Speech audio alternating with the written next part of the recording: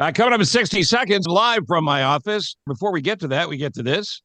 This effort sponsored by the good people at the Rouse Center for the Performing Arts, where there will be not one but two New Year's Eve shows this year. Now, the one that I'm talking about for the Rouse Center is an actual very convenient afternoon. We started this effort years ago with New Year's Eve for people that couldn't stay awake until midnight. We're now doing New Year's Eve for people that can't stay awake until dinner. So at 2 o'clock on New Year's Eve, join us at the Rouse Center, and you are going to have a great time. Great stand-up comedians and sketches, and for those of you who've been there before, you know the drill. But in the meantime, what a great Christmas gift that you can take care of in August. Yes, you can order your tickets right now, and I hope you will. RouseCenter.org, R-A-U-E Center.org. That's RouseCenter.org. And check out their schedule of all the great stuff they have coming all fall long and into the early winter. But don't forget, New Year's Eve, Steve Cochran. Ooh, this could be the last one. You know me, I'm aging like a banana in the sun, so you don't want to waste too much time getting your tickets. RouseCenter.org.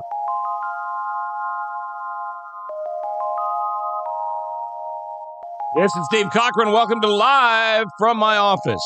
We take a break from the political nonsense of the world for an episode I like to call Men of Science. The guests are Dr. Keven Most. Do I have to have another COVID vaccine? What about the flu shot? What about shingles? Does shingles really not care? I mean, I hear it all the time, shingles doesn't care. Is that true? And what about David Kerley, an expert on all things that move, and the writer of the Full Throttle newsletter on Substack, former head of ABC's aviation coverage, amongst other things, and a reporter and an anchor. Anyway, Kerley is here to talk about these two astronauts that I think are stranded in space, but are they? Is that the right word, or is it just an extended vacation? And let's say you were going to space in June for 8 days, and you only packed for 8 days. And now you're there for 6 months. Where's the laundromat in outer space? These important questions will be asked and answered on this episode. Men of Science on Live from my office. Subscribe if you haven't already. Do it for a friend as well. And make sure you tell them we're putting up new episodes all the time of my favorite podcast, Live from my office. All right. This, of course, is sponsored by the Rouse Center. The Rouse Center in Crystal Lake is where we're going to do one of our two New Year's Eve shows. The other will be at the Tivoli in Downers Grove, Illinois. So if you're in the Chicago area for New Year's Eve, man, it's a good party. Good party. Come on out to the Row early. Just drop by the Tivoli later. And we're going to take care of you for New Year's Eve and get you home before midnight or wherever else you want to go. You'll have plenty of time. Check the show notes out for links on how to get tickets. And thank you for listening. We got a lot to do on this podcast, so we're going to jump in right now with Dr. Keven Most. Oh, feel good, Doc. Turn my head and cough. What?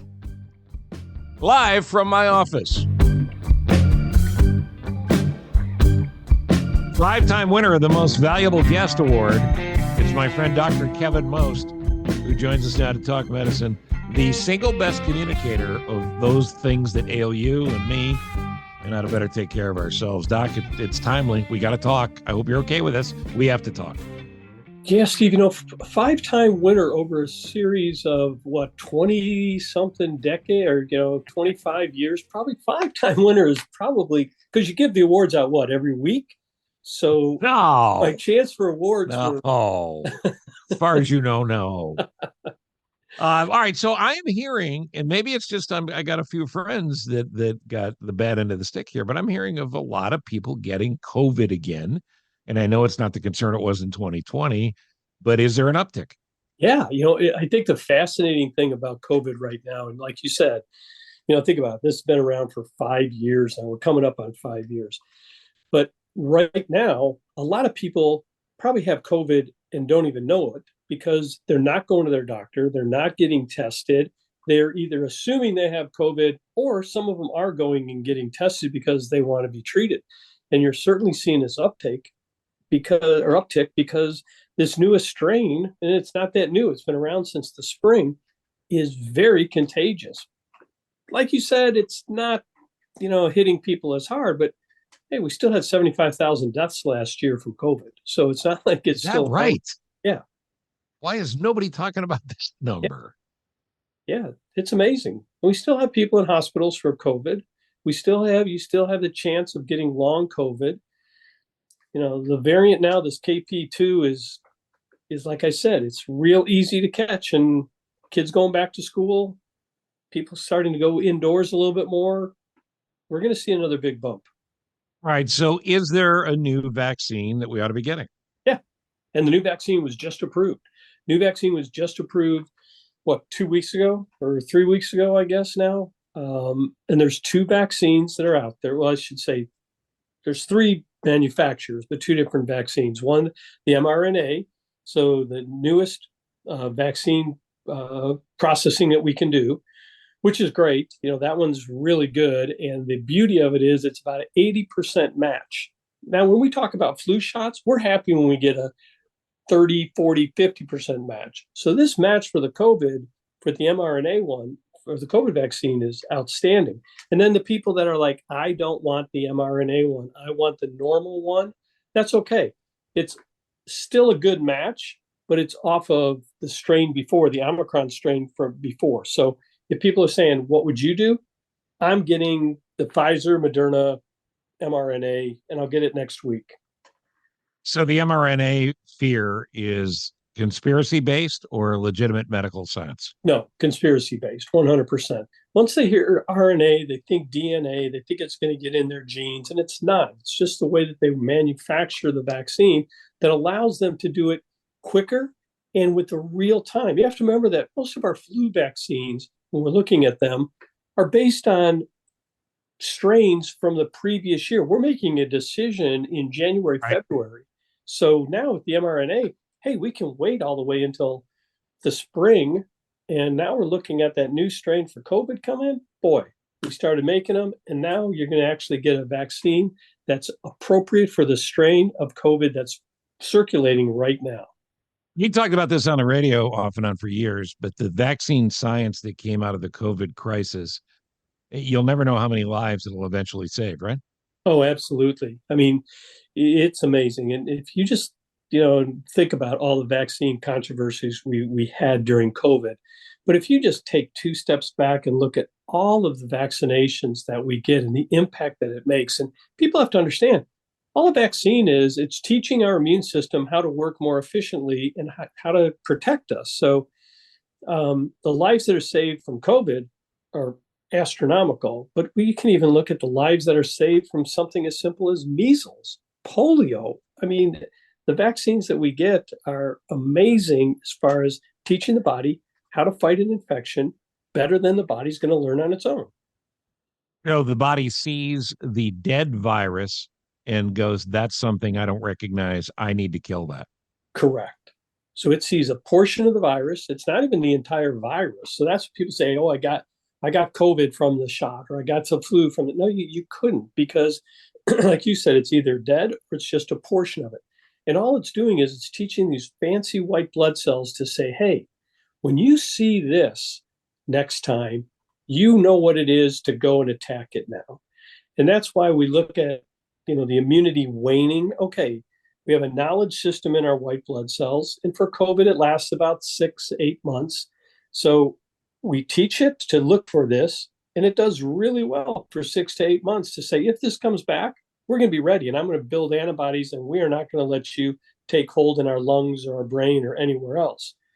So, the importance that people need to understand is that they're safe and they're very effective. And I don't know about you, but I know a lot of people with long COVID that I certainly do not want that. And like I said, 75,000 people died. So seniors, immunocompromised people, hopefully they're wising up and getting in line right now for. Well, that's the thing. Every one of us knows somebody who has deadly forms of cancer. And this is not a 6 degrees of separation you want to pass on. So if you are willing to pass on COVID to somebody else who goes home to their uncle, aunt, grandmother, whatever, and they pass it on to them, well, it's a horribly selfish thing to do when there's such an easy answer to fix it. 100%. And I think you hit it right on the head there. So many people are saying COVID is just this aggravating bad cold now for a week. Well, it's not, but it can. It's the symptoms obviously are much more mild. But you have to remember that you're a transmission person now once you get it. and you're spreading it to people, like you said, whether they're loved ones or people you don't even know. You pass somebody in the grocery store. So do what's right. Do what's right for everybody to try to tamp this down even more than it is now. Go on to others. And we're seeing in a very sad way, we're seeing the power of vaccines because in the Middle East, where Gaza has been leveled, and you can have all the political arguments you want about this, but humanitarian aid has not been able to get in. And we're seeing kids in particular, kids and old people who can't get vaccines in that area of the world, where diseases are coming back that we're basically gone. Absolutely. And the the thing that I think is fascinating when you look at what's going on there is let's take a time out for the kids. All right. You're seeing polio vaccines not Right. being given to kids. Polio. I mean, the number of cases of polio in the United States is, I don't want to say zero, but it is really, really, really low. It's essentially been eradicated here. And now here we're concerned because we can't vaccinate a whole entire population that is living with poor sanitation, poor water sources, poor Right. health care. And they're not even talking about measles, mumps, rubella, tetanus, diphtheria. They're talking about polio. And it's like, wow, we really need to take a step back and look and understand the impact that we're making on the lives of the next generation coming out of that area. So every year we talk about the flu vaccine, and you address this, but all these misnomers about the flu. Oh, I get the flu from the vaccine. As Dr. Most just said, that can't happen. So you have to accept that as an obvious. But there's a timing that goes to the flu vaccine that's important. I know it's available now. Is it too early? And we're recording this on September 16th. Is it too early to get the flu vaccine? Well, I always look at telling people October 1st is a great time to get the vaccine. And you say, well, why? It takes about 2 to 3 weeks for the full effect of the vaccine to take place. In other words, you get the shot. It's not like an antibiotic where you get the shot and you say, oh, I'm protected now. I can go do anything. No, it takes about 2 weeks for the body to understand and learn. What I like is when I look at that, I'm like, I want to make sure I have full protection by Thanksgiving. So if I'm getting it in early October, I'm getting my peak, my full coverage early in November so that by Thanksgiving, I am doing great. I know it's going to cover me all the way through the holidays, and it certainly will cover me through the spring. So the timing of it, I'm not a big fan of people who go to get a flu shot in August and early September, but certainly October, mid October, to make sure you have full coverage by Thanksgiving, I think is important. I want to get to football season and concussions and more talk of how to protect kids mostly, but certainly protect all of us. But there are some other vaccine questions I have, and you can help me out with timing on these, or maybe even who should get them. So if we go with your model of October 1st is a good time to get it, can you get the flu and the COVID vaccine together sometime after October 1st, or should we get the COVID now? No, I would say get them both at the same time. Anytime somebody puts something off, the chance of them getting that vaccine is decreases dramatically. So if you're going to go in and get them both now. Now I say that, and the interesting point, as we were talking about earlier, is how many people have COVID now. If you have COVID or have had COVID in the last 3 months, you got great protection right now. You don't need the vaccine. Matter of fact, I tell people kick it down to December. But if you've been healthy all this time and have not had a COVID or any symptoms of COVID, then go ahead and get the vaccine and get them both at the same time. Your body is smart enough to look for two different viruses at the same time and to make the antibodies and to get you good protection.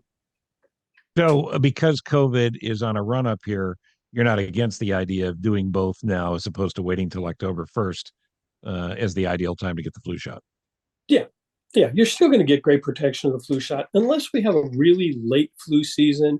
And, right now, flu seasons are so unpredictable because of what happened during COVID. If you remember what happened during COVID, what did we do? We stopped shaking hands, we wore masks, we distanced. And what happened to our number of flu cases? Dramatically, almost, non existent flu season. Now that we're back to doing everything, now the predictability of, okay, what happens? When are we going to see the flu? Right now, numbers are very low across the entire country. There's cases out there, but the numbers are very low. But when we get close to those high travel seasons, that's where I get my concern. Should we buy COVID tests, have them on hand, and take COVID tests to see if we have COVID? Or should only a few people do that? No, I look at it and say, if you're still fairly healthy and you want to um, get treated for it, then you have to know if you have it. So the ability to get the test and be able to do the tests at home, which you are going to see more and more of home testing coming out because of COVID. But I would say, hey, if you're one of those saying, hey, you know what, I can't afford to take a week off of work. I want to make sure I can go back to work. I want to feel good. I want to minimize my chances of long COVID.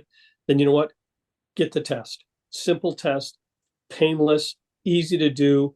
And now you'll have the results and you can call the doctor and say, hey, you know what, just tested positive for COVID. I've had symptoms for 2 days, and then they're going to have that conversation. Okay, do you want to get on the Paxlovid? Do you want to make sure that we're going to treat you for COVID to shorten that duration, just like we do with influenza with the Tamiflu? It's not going to knock it out, but it's certainly going to shorten the duration and symptoms. No doctor is going to give you Tamiflu or Paxlovid unless you've been diagnosed, right? Well, I wouldn't say no doctor, but there are doctors who say, hey, you know what, it is so rampant out there right now. It sounds like you have those symptoms. They may do it without. So who should have Paxlovid? Well, I look at it and say anybody I think that is in decent health, working, doing something that's going to have exposure to kids or to seniors, you want to shorten that duration. And I don't know about you, if you take, I've only taken it once, but 48 hours, I felt like, wow, a lot better. So it really, yeah. No, I did one course of it. Aside from tasting like you've eaten some tinfoil, right. There was no bad thing to it, and I felt good in a day. Yeah. I mean, literally a day. Yeah. So you stop that replication of the virus. It stops the symptoms from going, and it makes you less contagious. I look at it and say, unless you have a reason to not take it, I'm still an advocate of taking it. Just the cases of long COVID are still not good, and the chance of you spreading this, and it's a medication that's proven to be safe and very effective. We were talking off the air off the air. How old am I? We were talking before we started recording this little ditty about a mutual friend of ours whose mother-in-law is 97 and their whole house has COVID. And is there an age where you say this is somebody that ought to be seen for sure? Is it 80? Is it 85? Even if you're healthy? Yeah. I mean, even if you're healthy and you're 80 and you have the signs and symptoms of COVID, you should be seen for a couple of reasons. One, the doctor's going to get a good baseline for you there. He's going to make sure you have a home pulse oxygenation that, that you can buy them at Walgreens now, and he's going to tell you what numbers we start to look for. He's going to tell you what signs and symptoms we're going to look for to be more concerned. And in some cases, they may put you in the hospital and just say, hey, you know what? At this age, we're going to make sure that you have supplemental oxygen already. We're going to make sure that your IV, your hydration status comes up, and we're going to monitor you a lot closer because at 90 plus, things change very quickly in a body. Yeah, it's important, and it's something you don't want to take lightly, obviously. There's a lot of other vaccine advertising that's going on now. I assume it's all for good, but I see the shingles vaccine commercial all the time. And I don't know if you know this, Doc, but shingles doesn't care. That's the slug line. Should we get the shingles vaccine? And if so, who is the ideal person for that? Yeah, absolutely. People say, oh my gosh, I've heard about the shingles vaccine and how uncomfortable it makes you feel. And I say, you know what? It is nothing compared to getting shingles. So really have a conversation with your physician. Over the age, some people go 50, some people go 60, but really 50 and older, get the vaccine, 2 shots. Shingrix, the newest one, is so effective. And I can tell you, people that get shingles, it is painful. It is debilitating. It makes it difficult for you to sleep over, so now you're not only not feeling well, but you're not resting well. And the importance of sleep is so important. And the chance of you having something called postherpetic neuralgia, where the shingles rash goes away, but that nerve is still inflamed and you still have the discomfort. And boy, I'll tell you, after treating as many patients as I've treated with shingles, I cringe when a nurse will walk out of the room and say, I think it's shingles. And you walk in the room and you're like, wow, there's not a lot I can do for you. I can give you pain medication, but boy, you are going to be uncomfortable for quite some time now. I remember my father was a tough guy, didn't say a lot, but I remember him having shingles and going, "You don't want this," which is a perfect slogan for the commercial. Shingles, you don't want this. Yeah. Go get the shot. Well, and people say, well, I don't know anybody who's had shingles. So if I don't expose myself to them, I can't. No, no, no, people, you have to understand. Shingles is caused by the chickenpox virus. You had chickenpox as a child. If you're in this age group, you had it. The virus is still in your body. It's just looking for an opportunity to pop out. And when it does, it's usually because you're not feeling well, you're worn down, you're immunocompromised, you're not in a good health position, and the virus just goes rampant. And shingles, again, about what age are we looking at? Well, 50, I would say 50, 55, 60 for sure. That's your sweet spot. Yeah. And how much distance between that and the other two vaccines, the COVID and the flu? Yeah. You got to remember that COVID and the flu are the ones we're concerned about over the next couple of months. The shingles vaccine is something we're going to get protection for the rest of our life. So if you got to put it back off a couple of months, go ahead and do it. And that's totally fine. So did you give I would say a 30-day window? Or? Yeah, I would probably do a 60-day window. 60? Yep. What about the pneumonia vaccine? The Pneumovax vaccine, the Prevnar that you're hearing about, absolutely. And again, those are for many strains of pneumonia bacteria that can cause pneumonia as we age, which is one of our biggest concerns. So getting that, and it's a one-time shot right now. We'll probably be looking at the history behind that to say, do you need a booster after 20 years? It'll be interesting to see, but for the most part, when you're in for your annual physical, your doctor is going to tell you at the time that he feels that it's most important for you to get the pneumonia shot.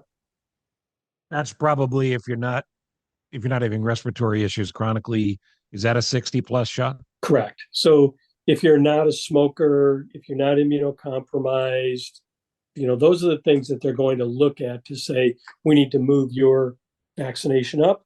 If you're healthy, he's going to tell you at age 60, hey, time for a pneumonia shot for you. And pneumonia and shingles should be separated as well. Yep, I would. Okay. Let's move on before we run out of time here. So funny to think that I don't have the time to stick around. But let's pretend I'm really busy. Yeah. So let's move on to the topic of concussions just briefly here. We're in the middle of football season. Let's start the basics with this. What's a concussion? Yeah. So you have to remember that our brain sits inside of our skull. And what happens with a concussion is the brain bounces off of that skull and causes inflammation and causes damage to the brain. So essentially, that's what it is. It's that concussive impact of pressure that's taking the brain and forcing it up against a very strong bone, bounces off the skull, bounces back, and where it ends up causing inflammation and damage. So when this happens, high school and college are catching up. College is pretty good. The pros are very good about this now. They've got doctors on hand, and they're able to see what they think could be a problem. A player's not going to say to you, yeah, you should take me out of the game. There's got to be somebody else that makes that decision, and that's generally the system that's been developed. What else would you say to parents who are watching their kids to know when it's time to find out if they're okay? Yeah, and I think you hit it on the head. The pros are getting very good at this. They have spotters up in the press box that are watching this. And everybody has to understand, just like when you normally watch a football game, everyone's watching the ball. Where's the ball? But really what you have to do is someone has to be looking at the entire field, because what's happening is you're getting concussions away from the ball. And if nobody sees it, the guy got his bell rung and he gets up and shakes it off. No, someone has to be there to do it. Now, certainly there's technology for monitoring this in helmets. Probably hasn't caught on as fast as it should. There are some new helmets that are going to hopefully be somewhat protective, but still, Kids are getting faster, kids are getting bigger, and they're hitting harder. And unfortunately, you're going to see the number of concussions is not going to drop down dramatically, that's for sure. So for parents, it's watch your kid and watch away from the ball. If your kid's a lineman or a linebacker, they're still getting hit when the ball's not around them. They're still getting knocked on the ground. Soccer players are still getting hit. Think about soccer players. Everyone thinks about heading the ball. That's one thing, certainly.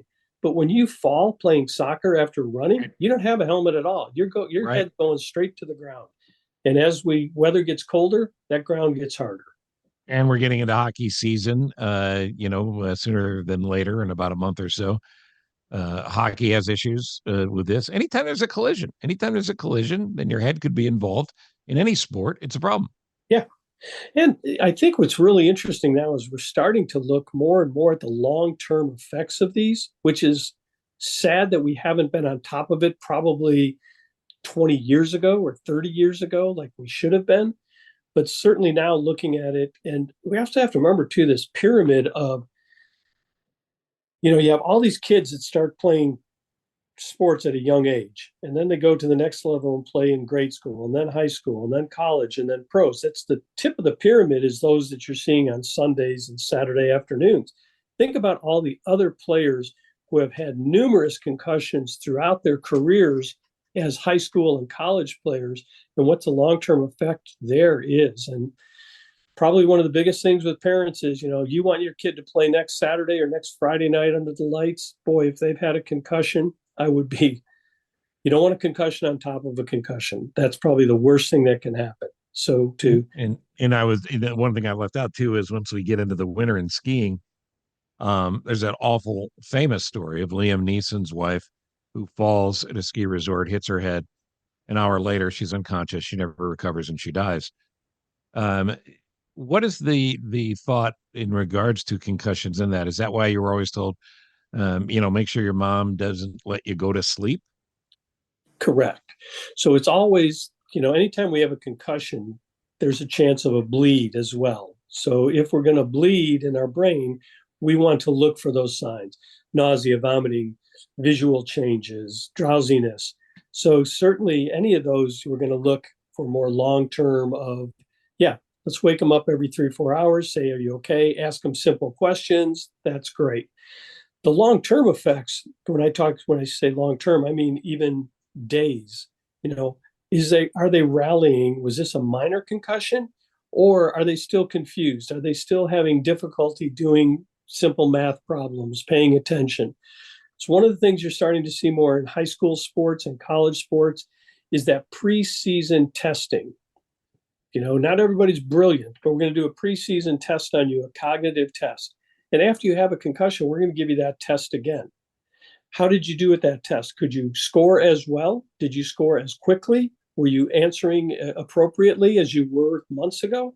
Again, we're starting to try to figure out which kids we can safely put back on the field and which kids we need to hold off and let them rest more. Yeah. And no matter how much you want your kid to play, do the right thing, do the smart thing. Yeah, I couldn't agree with you more. We need more doctors and lawyers and businessmen than we do football players in the years going forward. Right. I mean, look what it did to me. Got me into show business. Yeah. An untreated concussion. Right. I could have been a contender. I could have been somebody, Doc. What happened? I hit my head too many times. I ended up on that stage looking for appreciation. Oh, please. Dr. Most, you're the best. And I know you're very busy running around doing all the things you do with this new phase of life. But we appreciate the advice. And just as a quick review, it's a good idea right now to get the new COVID strain. Doc would like you to consider the mRNA first, but the regular COVID vaccine if you're not going to do the mRNA. And if you're going to do the COVID thing now, you can get the flu shot at the same time. If you're not doing COVID, flu shot October 1st, and separate both of those from shingles and pneumonia if those are appropriate. Did I miss anything? No, you got it pretty good. Like I said, if you've had COVID, a documented case of COVID, you can put that vaccine off until probably December if you've had it in the last 3 months. So it'll get you another 3 months of coverage, so you'll be good. Thanks for the time, Doc. Is there anything I can do for you?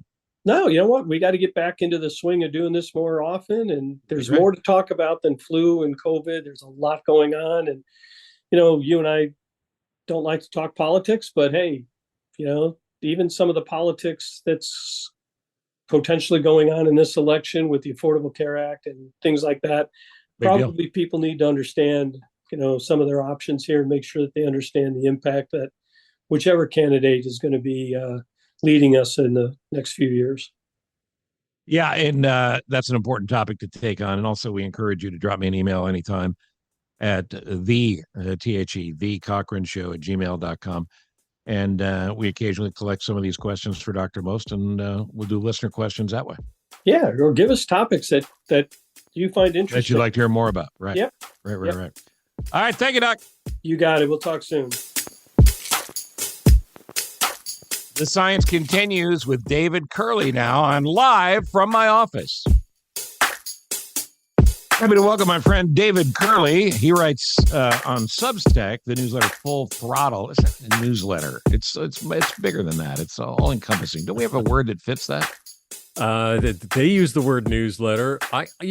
Steve, I just try to find stuff that in the myriad of information and facts that kind of like, oh, that's really interesting. I didn't know that. That's my effort. Everything that moves, you cover everything that moves. You did it for ABC for years, and we're a very successful anchor and reporter forever, be it for that. So I like this phase. I like the information you bring forward, and I want people to subscribe. So let's start there, even though you didn't want me to. How do I get Full Throttle? It's David Kerley in one word. No, it's DavidKerley.substack.com. You can try a little Google search of Full Throttle and Kerley, Kerley. I've told you that story about where that name came many times. Yes, you did. Yes, you did. But you should definitely get it. And Substack has libraries full of information to read. I'd start with Kerley, and then you can find a few more you like. Thank you, sir. I appreciate that. You and I grew up in an era where astronauts and the idea of going to space, being in space, discovering that science, it was captivating in every way, shape, and form. So we get through the shuttle era, and shuttles become routine until there's these two horrific crashes, incidents, in astronauts dying. Now we're in an era where you can't get full coverage of two very cool things that have happened recently. Well, I shouldn't say that. One very cool thing and one very scary thing. So let's start with the Starliner and give me a little timeline on this. But we have two astronauts that are stuck in space till January, and they were expected home for dinner. So the stuck in space, I'm going to side a little bit with NASA on that. They're not stuck. They could have come home months ago. They could come home right now if they wanted them to. They've decided to bring their capsule home without them for safety reasons, they say. They're not really stuck. But this is it. Boeing is stuck. Boeing is stuck with a lot of problems. So, just to refresh everybody's memory, there were some problems with the propulsion system in the Starliner, and NASA was concerned, and Boeing did a bunch of tests. That's why they stayed up there longer. And Boeing said, hey, this is safe. Bring it back. We can do it. We're good to go. And NASA said, there's a bit of risk, and we have another way to bring them home. So we're going to use the other way. Why take the risk? Why risk the lives of these two astronauts when we can bring them home another way? And we'll bring the Starliner home and see how it does. And then if we need to change the systems, we'll change the systems. And that's what they did. Starliner came home without any major hitch, a couple little small things which you would expect on a test flight.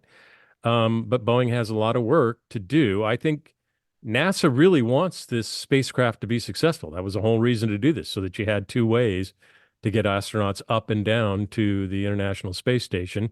I wouldn't be surprised if they certify this spacecraft in the next 6 months and it starts operating flights up to the space station.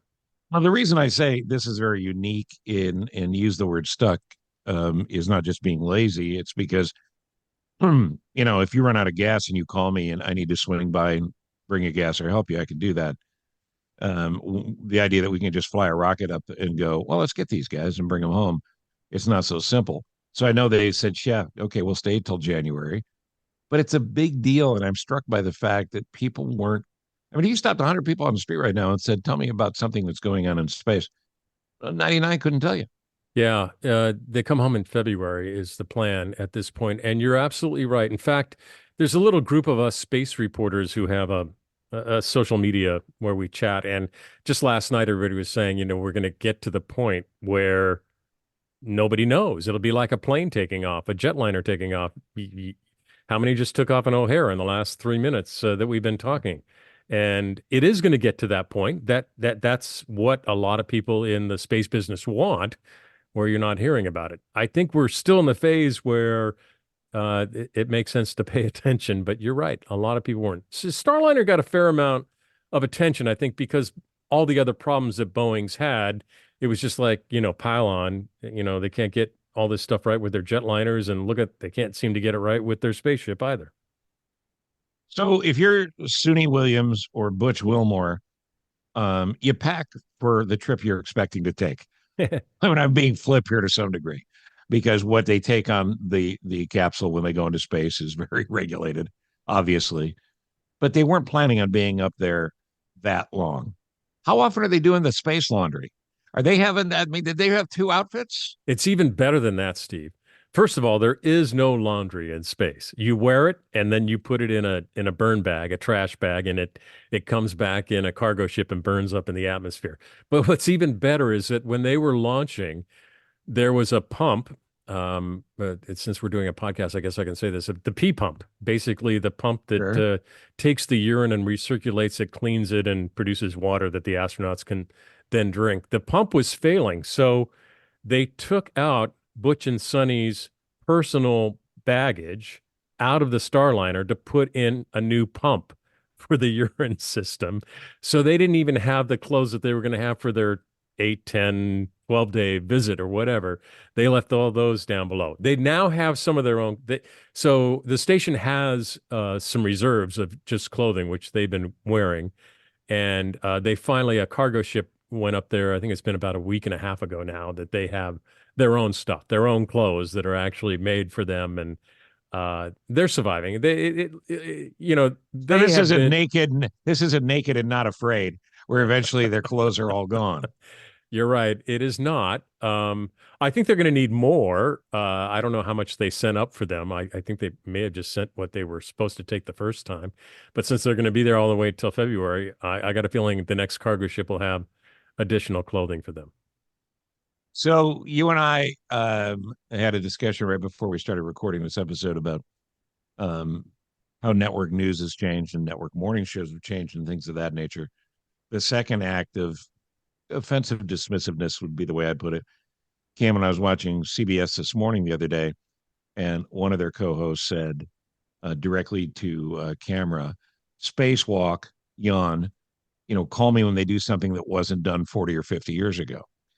And it was referencing, for those not aware, this incredibly wealthy man who has not only funded his own trip, but is giving an awful lot of money for space exploration himself out of his billions, who actually did a spacewalk, along with a woman that trains the astronauts who got a chance to go up and did a spacewalk. These are civilians. Yep. These are civilians outside a space capsule in the middle of space. I don't care if they're doing yoga. I don't care if they're showing how the spacesuit should survive, whatever. Make fun of their movements all you want. I thought it was incredible. It is pretty spectacular, even though it's 50 years since the first time we saw a Mercury astronaut, Ed White, venture outside a capsule. They didn't go all the way out. If you notice, they just did torso. This was really a test of the suits they were wearing. And these are not suits that are going to work for doing work outside a capsule or on the surface of the moon or Mars. But this is all about SpaceX learning. And I think the biggest thing they learned about is that the suits the at the elbows and the shoulder and the wrists, the movement, you have to have these joints to help you move in this pressure suit. It's basically filled up with air to keep you safe. And they actually added a joint that I haven't seen on a NASA suit before on the shoulder. So you can do more with your shoulder. So I think that they're learning a lot, and it's going to be good for the space industry in total. And you're absolutely right. Jared Isaacman, who I used his payment processing system at a golf course the other day for the first time that I remember, who is a billionaire. He basically paid for a good chunk of this trip. Like NASA, he's helping fund SpaceX's research and development and innovations for the next step of space. And it's his money, boys and girls. Just so you understand, this is his money. He can do anything he wants with it, but he loves the idea of space exploration, not just for the fun rocket ride he takes, because he really thinks it's vitally important going forward, as you and I do. Yeah, I think it's the double whammy. He got a world record. He was the first civilian to poke his head out of a capsule in space. Those both those records will be broken. Well, not the first one. You can't be the first civilian again. So Right. he got a lot of what he wanted, and Elon Musk and SpaceX got some help in funding their R&D, and I think they made some really significant breakthroughs, and it was very cool to see them pop out of that hatch, especially when Isaacman went out and Earth, you could still see the Earth, in the background. It was fantastic. And everybody says, yeah, it's 50 years later, but we've learned a lot, and that suit is much further advanced than the suit that was used 50 years ago, and a lot of this is relearning what we knew 50 years ago. I mean, how much have you forgotten from what you knew 50 years ago? Yeah, that's why I listen to Schoolhouse Rock every afternoon just to refresh my memory. If you Junction, go, junction. What show? look at you. We could go on a road. My understanding is there's only a dozen of these suits, or maybe a couple of dozen of these suits currently produced. They're incredibly expensive. Obviously, going forward to base on the moon and to go to Mars, there's going to have to be a way to mass produce these at a much lower Yeah. price point and do all of that. Is that part of the science Yeah, they get out of this? totally. And that is SpaceX's and Musk's deal. It's what they did with the rocket is you produce so many of the Falcon 9s, you bring down the cost, and they will do that. This is really not an EVA suit. This is not a suit you would wear on the surface, as I said. This was an umbilical suit. It's not self-contained. They were getting fed oxygen from the capsule. But it's progress. SpaceX will learn from this to produce the next suit, which would be more like what you see on Space Station, the all-contained suit where you can go outside and work on something. And then you can adapt that suit for working on the surface of the moon or Mars. So there are there's one contractor now working on the new NASA spacesuit. The other contractor pulled out, which is kind of a suit that you will see on the surface of the moon. But SpaceX is coming up, and I mean they learned a ton with that trip and that pop out, the torso walk, as I call it. So somebody's gamed this out to the extent that it would logically make sense. I have not. We talk in big terms about, well, we're going to Mars. Well, Mars is a little farther than Stuckey's, and it takes a while to get there. And once you're there, it takes a while to get back. What is the timeline to? I mean, as they understand it right now, because it'll Well, change. Musk says that he'll send one of his starships, which still hasn't done a full orbit of the Earth yet, to Mars by end of 2026. I think that's highly unlikely. Elon is always extremely optimistic in his timelines. It's kind of like Bill Clinton. We called it Clinton Standard Time because he was always late. Call it Elon Standard Time. It just Yes, he's made the same kind of predictions on autonomous vehicles. Was going to happen in 17, 18, 19, 20, 20. Here we are in 24, and he's still probably 2 or 3 years away from full self-driving. I would say the human being on Mars, it's going to be in the 2030s sometime. It's hard to say. Think about his Starship. It still doesn't even have a habitat, a place for humans to live inside that spacecraft. I don't know what they're doing. They're not real open about how they progressed on building the additional part of that spacecraft. I mean, the Starship is supposed to take NASA astronauts to the moon. They're supposed to land on the moon, but it's going to take 10 refueling efforts for a Starship in orbit just to get to the moon. And they haven't even done a refueling yet in space. So, there are a lot. Listen, Elon Musk said he was going to build electric vehicles at scale, and he's done it. He said he was going to build reusable rockets, and he's done it. He says he's going to go to Mars. Yeah, but maybe not on his timeline. And also, you and I will be space dust by the time it finally happens. But that's why we'll be able to go. Right. And we won't take up much room. Right. But having said that, if the big picture idea is eventually we make this planet unusable and we have to have another place to have civilization continue, we got 8 billion people here now. Let's say nobody else has any more. You're not going to move 8 billion people. You're going to move a small percentage of people first, and it's going to grow and eventually have a system where you could move a lot of people in short order. Are we talking 50 years down the road? 100 years down the road? Yeah, I think that all Musk's and Bezos to a certain extent too, they both basically see this flicker of consciousness in the human race, right? And they don't want that to be extinguished with all the stupid stuff that we do on this planet. So if you can put some humans someplace else, it doesn't have to be millions of humans someplace else.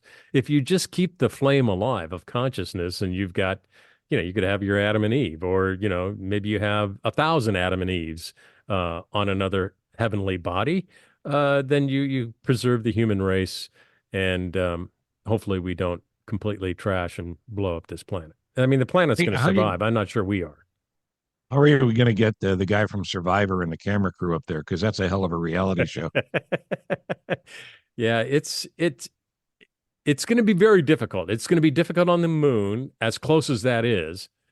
It's going to be really hard on Mars. I mean, the thing for us is we've got to have H2O, and we think it's there on the moon, and there are signs that it is there on Mars, but we've got a lot to learn before we survive, because you can't carry enough water with you to make something like this work. It's a fascinating business to cover. I know you enjoy it as well, but man, just keep bringing it, because I love Full Throttle, and you're one of the very few places that still tell people why they ought to be interested in this. With a million distractions in an ADD addled world, I mean, this stuff matters. Yeah, well, I think we're in this, this big transformation right now, and it isn't just space. I mean, I'm fascinated with space, like you. I grew up watching The Right Stuff, and these guys, I remember the landing on the moon. I was alive for that, and it's fantastic. And then all the stuff going on with just our ground transportation, with electric vehicles and autonomy, and what we're going to do with aviation. It's all, we've been pretty static. I mean, things have been getting better. Cars have been getting cleaner and better gas mileage, but now we're in this really big change that is not smooth, and we're seeing the bumps along the road, but it's an interesting ride we're on. Yeah, that's why I feel badly. In about 30, 40 years ago, when I first told you this fax machine technology will never get better than this, turns out I was wrong. So, yeah. David Kerley, keep bringing the news. Full Throttle. How do we get it again? It's David Kerley, Kerley, one word, davidkerley.substack.com. Love to have you subscribe. You can subscribe for free. You can subscribe as a subscriber with a little bit of payment as well. Go with the payment end. David's got tea times and greens fees. Thank you, buddy. Thanks, man. It's always a pleasure, Steve. Live from my office, as always, put together with glue and duct tape and, skill, frankly, by the executive producer, Ross Cochran. Thank you, Ross. And thank you for listening. Join us next time. We'll get back into the politics and all the other nonsense going on. But for now, thanks to the Rouse Center for Performing Arts in Crystal Lake. We'll see you there for New Year's Eve. Check out those show notes, and we'll see you next time on Live from My Office.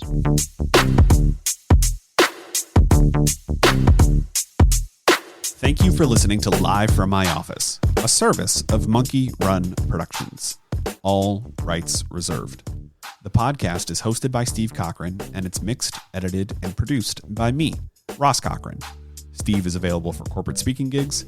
He would love to MC your event, and occasionally, he's funny. Thank you for listening. Head to cochranshow.com for more. And as always, thank you to our good friends at Rouse Center for the Performing Arts. The Rouse Center is one of the great Chicago theaters. And wherever you live, anywhere there is a theater that deserves your support. The Rouse Center for the Arts in Crystal Lake, a good piece north of the city, is on William Street in downtown Crystal Lake. It's beautiful. And it's just one of the great theaters and the great theater efforts that goes on all the time. They have shows, and the schedule coming up is tremendous. Check out the monthly Lucy's comedy, stand-up comedy, the Green Room Improv, the Teacher's Lounge comedy that's coming up. Check out your opportunity to learn how to be a stand-up from my pal John DeCause. And don't forget about our New Year's Eve show as well. And if you love great, well, I don't even know how to describe David Sedaris. If you don't know who David Sedaris is, you should. But David Sedaris is coming live in October, and he is well worth the trip and the effort as well, as are we. 2:00 on New Year's Eve. New Year's Eve for people that can't stay awake until dinner. That's our 2:00 New Year's Eve show, and we hope you'll be there for that as well. And, of course, the Rouse Center has summer classes still remaining and into the fall as well, not just for the cost, but the School for the Arts is always a way for you to scratch that itch that you should be on stage.